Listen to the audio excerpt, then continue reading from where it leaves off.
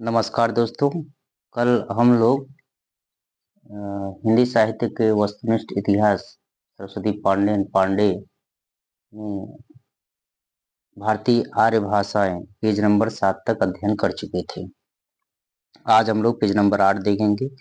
8 देखने से पहले पेज नंबर 7 के पिछले थोड़े भाग को देख लेते हैं। तो हम लोग पहुंचे थे भारतीय आर्य भाषाएं।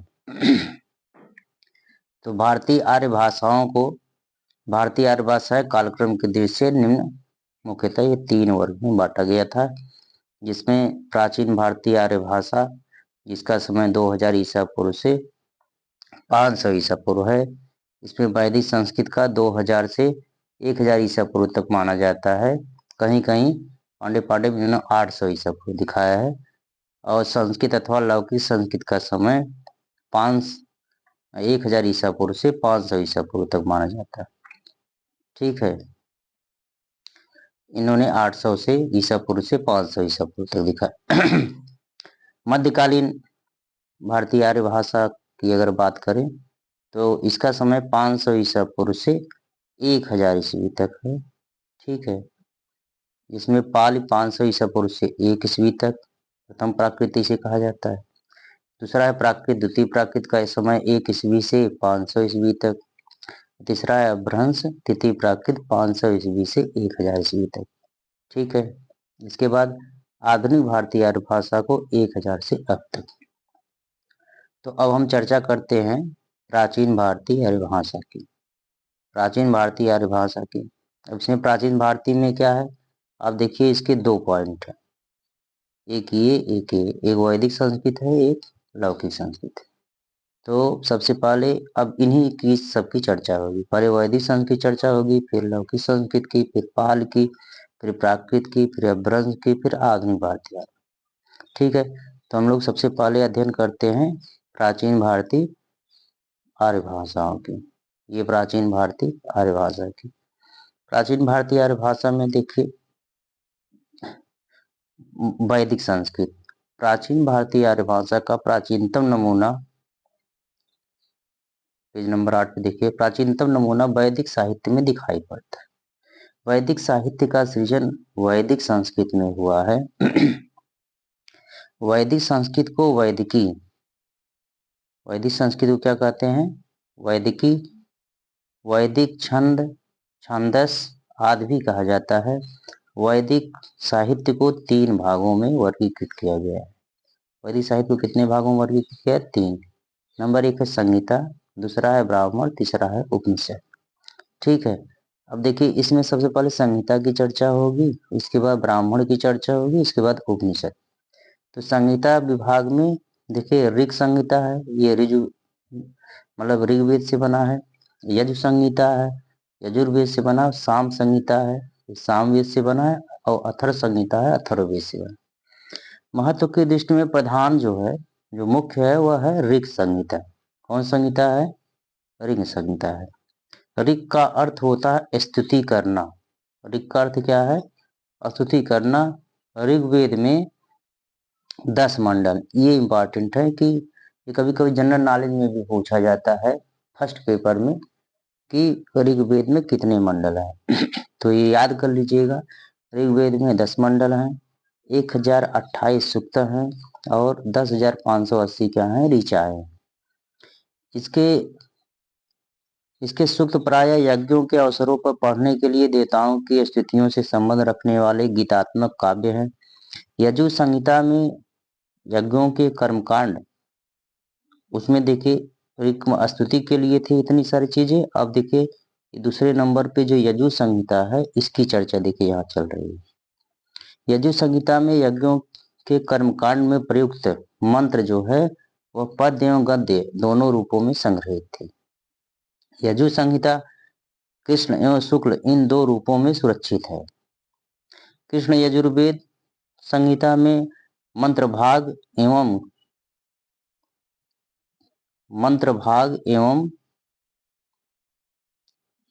देखिएगा यजु संहिता में यज्ञों कर्मकांड मंत्र पद्य एवं गद्य दोनों रूपों में संग्रहित थे। यजु संहिता कृष्ण एवं शुक्ल 2 रूपों में सुरक्षित थे। कृष्ण यजुर्वेद संहिता में मंत्र भाग एवं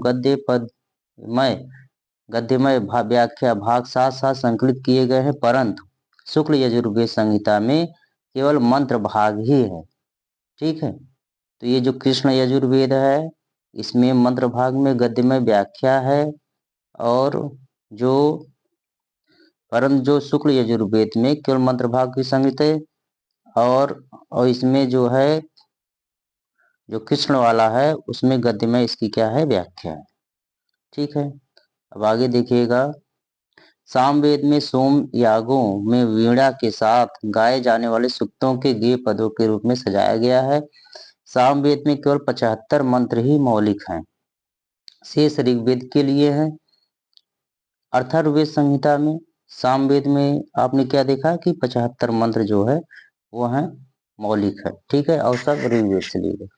अथर्ववेद संहिता में देख लीजिए, जन साधारण में प्रचलित मंत्र तंत्र टोने टोटके का संकलन है। ये आप लोग जानते होंगे अथर्ववेद में किसका संकलन। आगे देखिएगा। ब्राह्मण भाग में कर्मकांड की व्याख्या की गई है। प्रत्येक संहिता के अपने अपने ब्राह्मण ग्रंथ हैं। इनमें ऋग्वेद का ऐतरेय ब्राह्मण, अब देखिए दूसरे नंबर पे क्या था, ब्राह्मण ग्रंथ था, तो अब ब्राह्मण ग्रंथ की चर्चा हो रही। ठीक है, तो ब्राह्मण भाग में कर्मकांड की व्याख्या की गई है कि कैसे कर्मकांड कराए जाएंगे।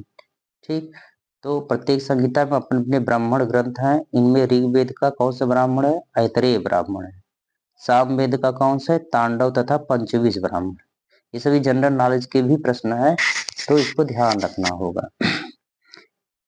और शुक्ल यजुर्वेद का शतपथ ब्राह्मण है, कृष्ण यजुर्वेद का तैतरीय ब्राह्मण है। ठीक है, तो जानते रहिएगा कि ऋग्वेद में ये जो ब्राह्मण ग्रंथ है इनके पाठ जो है, ऋग्वेद का ऐतरेय ब्राह्मण है, सामवेद का तांडव पंचविश ब्राह्मण है, शुक्ल यजुर्वेद का शतपथ ब्राह्मण है, और कृष्ण यजुर्वेद का तैतरीय ब्राह्मण। आगे चलते हैं। ब्राह्मण ग्रंथों के परिशिष्ट या अंतिम भाग उपनिषदों के नाम से प्रसिद्ध है। इनमें वैदिक मनीषियों के आध्यात्मिक और परमार्थिक चिंतन के दर्शन होते हैं। उपनिषदों की संख्या कितनी बताई जाती है, 108, किंतु 12 उपनिषद ही केवल क्या है, मुख्य रूप से है। ये 12 कौन कौन से हैं देख लीजिए। ईश, केन, कंठ, प्रश्न, बृहदारण्यक, ऐतरेय, छांदोग्य, तैतरीय, मांडुक्य, कौशिकी, श्वेतेश्वर उपनिषद। इसमें आपका एक मुंडूक उपनिषद बहुत इंपॉर्टेंट है, और एक श्वेतेश्वर उपनिषद बहुत इंपॉर्टेंट है। ठीक है, और ऐतरेय इन सबको ध्यान में दिए जाइएगा। आगे देखिए।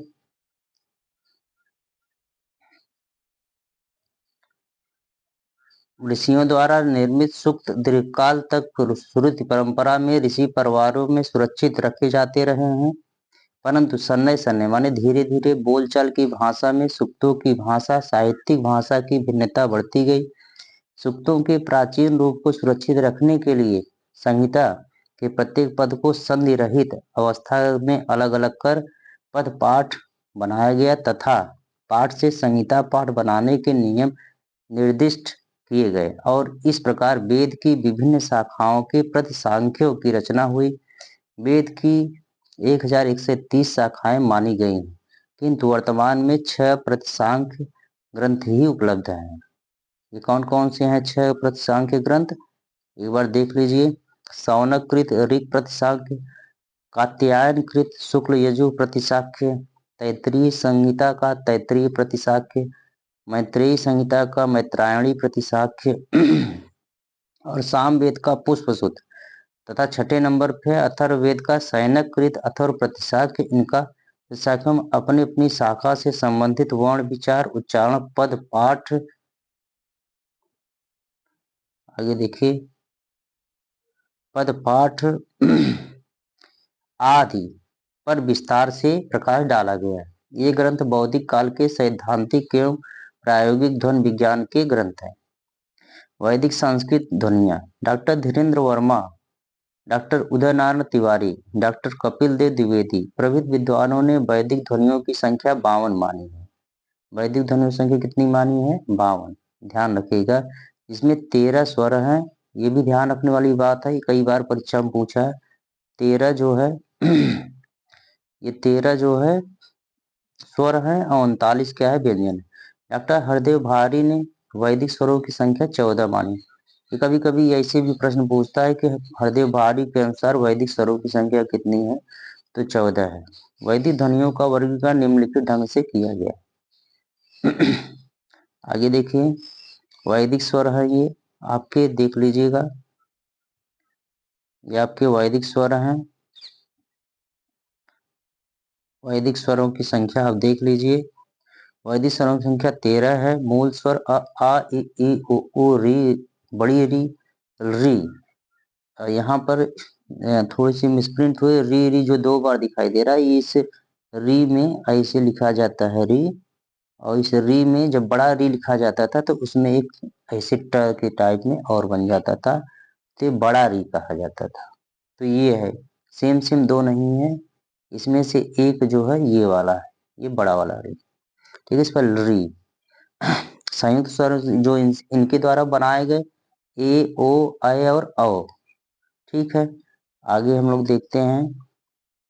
अब देख लीजिए, वैदिक व्यंजनों की संख्या 39 है। जानते रहिएगा, वैदिक व्यंजनों की संख्या जो 39 है वो क्या है। स्थान, उच्चारण स्थान है ये, कि कौन कहाँ कहाँ से बोला जाएगा। अल्प प्राण में कौन कौन, देखिए महाप्राण में कौन कौन, और अल्प प्राण में, महाप्राण में, अल्प प्राण में, महाप्राण में, अघोष अर्धस्वर। ठीक है ना।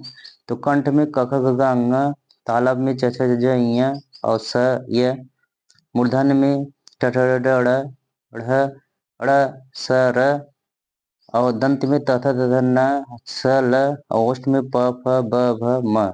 ठीक है, और जो है ह सम्मिलित अनुस्वार जो है अल्प प्राण में सम्मिलित किया गया है, और जिह्वा मूली उपत्मानी और विसर्ग ये जो है अघोष में सम्मिलित है।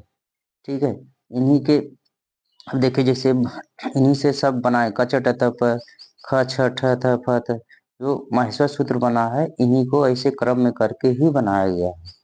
ठीक है, आगे देखिए,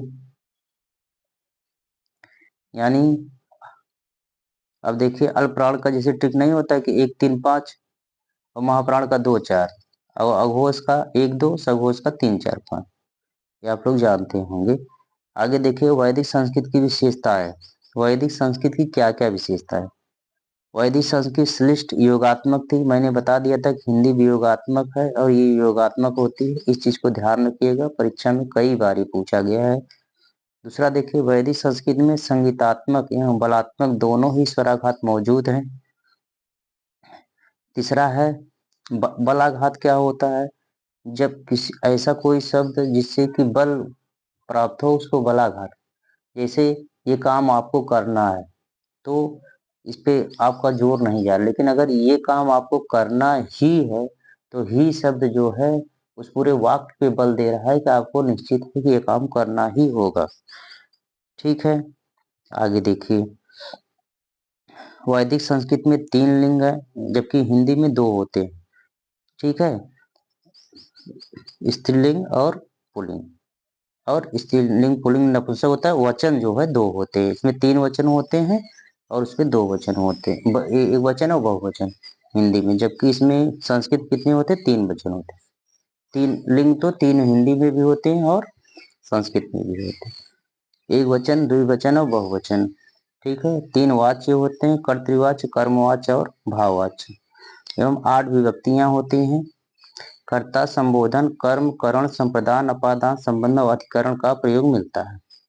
वैदिक संस्कृत में धातुओं के रूप आत्मनि और परस्मय पदों में चलते थे। कुछ धातुएं उभयपदी होती हैं।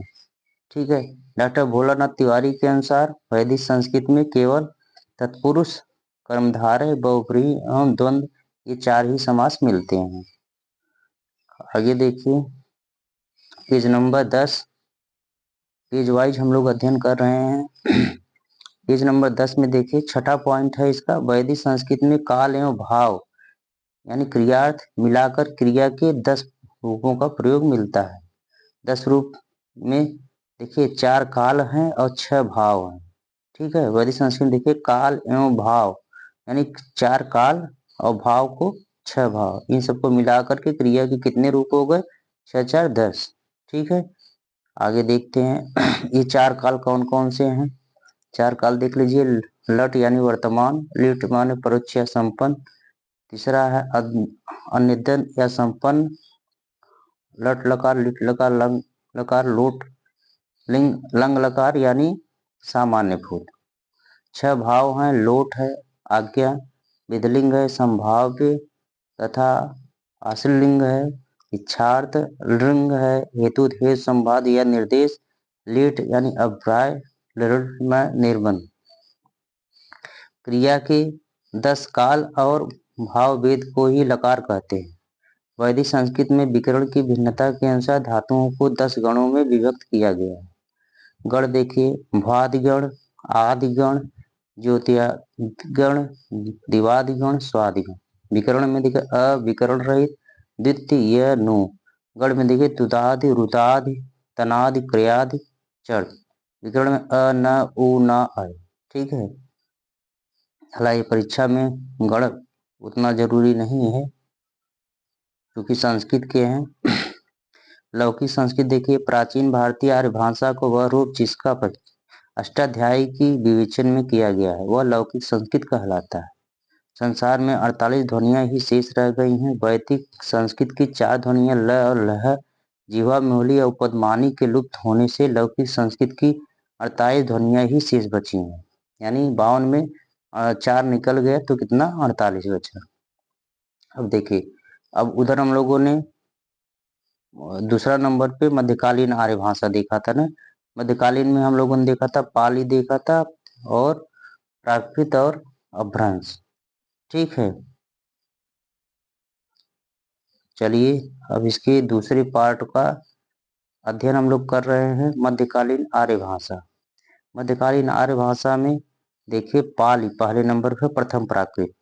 जैसा कि आप लोग जानते हैं कि महात्मा बुद्ध ने इसमें अपने सारे उपदेश को दिया था पाली भाषा में। आइए देखें, पाली का अर्थ है बुद्ध वचन, पार तीर्थ बुद्ध है, इध पाली होने से यह शब्द केवल मूल त्रिपिटक ग्रंथों के लिए प्रयुक्त हुआ। पाल ही त्रिपिटक ग्रंथों की रचना हुई। त्रिपिटकों की संख्या 3 है। शुद्ध पिटक, ये इंपॉर्टेंट है कि त्रिपिटकों की संख्या कितनी है? 3 है। शुद्ध पिटक, विनय पिटक, अभिधम पिटक। ये ध्यान रखिएगा और याद करने वाली चीज, इंपॉर्टेंट चीज है। बौद्ध धर्म के प्रचार प्रसार के उद्देश्य से अशोक के पुत्र महेंद्र त्रिपिटकों के साथ लंका गए थे। ठीक है, ये आप लोग जानते रहिएगा कि इनकी अपने पुत्र महेंद्र तथा संघमित्रा पुत्री को इन्होंने बौद्ध धर्म के प्रसार के लिए भेजा था। वहां लंका दर्श भट्ट नायक ईसा पूर्व 291 के संरक्षण में थेरवाद का त्रिपिटक यानी बुद्ध के उपदेशों का संग्रह बद्ध हुआ। पाली भारत की प्रथम देश भाषा है। ये जानते रहे कि इंपॉर्टेंट चीज है कि पाली जो है वह भारत की प्रथम क्या है? देश भाषा है। ठीक है, आगे देखिए शुद्ध पिटक। अब ये पाला कौन सा पिटक था? पाला शुद्ध पिटक है। ठीक है, तो शुद्ध पिटक के बारे में आप अध्ययन करेंगे। साधारण बातचीत के ढंग पर दिए गए बुद्ध के उपदेश का है। तो जो बुद्ध ने उपदेश दिया है उसका संग्रह किसमें है? ये शुद्ध पिटक में है। ठीक है, इस पिटक के अंतर्गत 5 निकाय हैं। नंबर 1 क्या है? दिग्ग निकाय। दूसरा क्या है? मध्यम निकाय। तीसरा क्या है? संयुक्त निकाय। चौथा क्या है? गुत्तर निकाय। पांचवा क्या है? खुद्दक निकाय। ठीक है, खुद्दक निकाय में भी देखिए 15 ग्रंथ है। खुद्दक पाठ, धम्मपद, उदान, इत्युक्त, निपात, विमानवत्थु, पेतवत्थु, थेर गाथा, जातक, निदेश, पट समृद्धगात, मग्ग, अपदान, बुद्ध ध्वंस एवं चर्या पिटक। पेज नंबर 11 देखिए, पेज नंबर 11 है। अब हम लोग शुद्ध पिटक हो गए। दूसरे नंबर पे है विनय पिटक, ये दूसरा नंबर विनय पिटक। और तीसरा नंबर ये क्या है? अभिधम्म पिटक। ठीक है, तो विनय पिटक में बुद्ध के उन शिक्षाओं का संकलन है जो उनको समय समय पर संघ संचालन के नियमित करने के लिए दी जाती थी। जो उन्होंने नियम कानून बनाया था संघ को संचालन करने के लिए, वो सारी चीजें किसमें लिखी हैं? विनय पिटक में, कि कैसे कैसे नियम संचालित किए जाए। विनय पिटक में निम्नलिखित ग्रंथ हैं: महावज्ञ, चुल्लवज्ञ, पाचिति, पराजित परिवार। अभिधम पिटक में देखिए, अब देखिए तीसरे नंबर पे क्या था, अभिधम पिटक ना। अभिधम पिटक में चित्त चैतासिक आदि धर्मों का विशद विश्लेषण किया गया है। सुत्त पिटक के उपदिष्ट सिद्धांतों के आधार पर ही वस्तुतः अभिधम पिटक का विकास हुआ है। अभिधम पिटक में 7 ग्रंथ है, धम्म संगड़ी, विभंग, धातु कथा, पुग्गल, वज्र कथावत, यमक, पठान। ठीक है, तो इस तरीके से आपका सुत्त पिटक, विनय पिटक, अभिधम हो गया। ठीक, अब आगे देखिए, पाली में त्रिपिटक साहित्य के अलावा अवकट साहित्य, मिलिंद पन्हो, दीपवंश, महावंश, इसमें मिलिंद पन्हो जो है इंपॉर्टेंट है, ध्यान रखिएगा। दीपवंशों, महावंश आदि ग्रंथों के अपना महत्वपूर्ण स्थान रखते हैं। ठीक है, इन ग्रंथों के अनुशीलन से पता चलता है कि पाली का प्रचार न केवल उत्तरी भारत में था, अपितु वर्मा, लंका, तिब्बत, चीन आदि देशों में विस्तारित था। अट्ठकथा साहित्य में प्रणेता आचार्य बुद्ध घोष बतलाए जाते हैं, जिनका समय ईसा की 5वीं शताब्दी है। ठीक है, ये बुद्ध घोष को ध्यान रखिएगा, ये आपको एक जगह फिर आएंगे। बुद्ध घोष के विशुद्ध मार्ग में बौद्ध सिद्धांतों का कोश भी कहा जाता है, ये चीज इंपॉर्टेंट है। पाली भाषा के 3 व्याकरण ग्रंथ उपलब्ध हैं जो निम्नलिखित हैं। एक है कच्चायन, मुगलान व्याकरण एवं सद्धनीति। ठीक है, ये कच्चायन जो व्याकरण है, मुगलान व्याकरण और सद्धनीति। अब इन तीनों की चर्चा नीचे दी गई है कि कच्चायन में क्या है, फिर यहाँ देखिए मुगलान में है, फिर सद्धनीति का। ठीक है ना, इसी तरीके से व्याख्या की गई है। तो देखिए आगे, कच्चायन व्याकरण 7वीं सदी के रचयिता महाकच्चायन माने जाते हैं। कालक्रम में यह सर्वप्राचीन पाल व्याकरण है। कच्चायन व्याकरण को कच्चायन गद्य या सुसंधि कप भी कहा जाता है। कच्चायन व्याकरण में 4 कप, संधि कप, नाम कप, आख्यात कप तथा किब्बान 23 परिच्छेद तथा 675 सूत्र हैं। मुगलान व्याकरण के रचयिता मुगलान हैं, इन्होंने ही इस पर वृत्ति और पंचिका लिखी है। मुगलान श्रीलंका के अनुराधपुर के थूपाराम बिहार में रहते थे तथा वे अपने समय के संघराज थे। आगे देखिएगा, मुगलान व्याकरण पाल व्याकरण में पूर्णतया तथा गंभीरता में सर्वश्रेष्ठ व्याकरण है। इस व्याकरण में 817 सूत्र है। सद्धनीति व्याकरण यह 54 ईस्वी में रचयिता वर्मी भिक्षु अग्ग वंश थे, ये अग्ग पंडित तृतीय भी कहलाते थे। सद्धनीति व्याकरण 3 भाग, पदमाला, धातुमाला, सुत्तमाला, 27 अध्याय तथा 1391 सूत्रों में निबंध है। अब देखिए तीनों हो गए सद्धनीति व्याकरण। अब देखिए विभिन्न विद्वान द्वारा पाल शब्द की व्युत्पत्ति निम्नलिखित ढंग से बताई गई है। अगले पेज को देखते हैं, पेज नंबर ये आपका है 12। ठीक है, कि पहले देखिए आचार्य विद शेखर के द्वारा पटिल पाली, मैक्सवेल के द्वारा पाटिल पुत्र पाल, विश्व जगदीश काश्यप द्वारा पर्याय पलियाय पलियाय पाल। ये एक बार परीक्षा में पूछा गया है, कल यही पूछा गया था कि पाली भाषा का विकास किस रूप में हुआ है। ठीक है, प्राकृत, पाकट, पहाड़, पाउल, पाल, पाठ, पाल, पाल, पाली। ठीक है, बीज सिद्धार्थ द्वारा था, एक कौशाम्बी पाल के द्वारा, उदयनाथ तिवारी द्वारा पा ली बराबर पाल। ठीक है, तो उदयनाथ तिवारी को ध्यान में रखिएगा। पाली भाषा के प्रदेश को लेकर विद्वानों में काफी मतभेद है। विभिन्न विद्वान द्वारा वर्णित पाली भाषा प्रदेश निम्नांकित है। कौन कौन है पाली भाषा प्रदेश, देख लीजिए।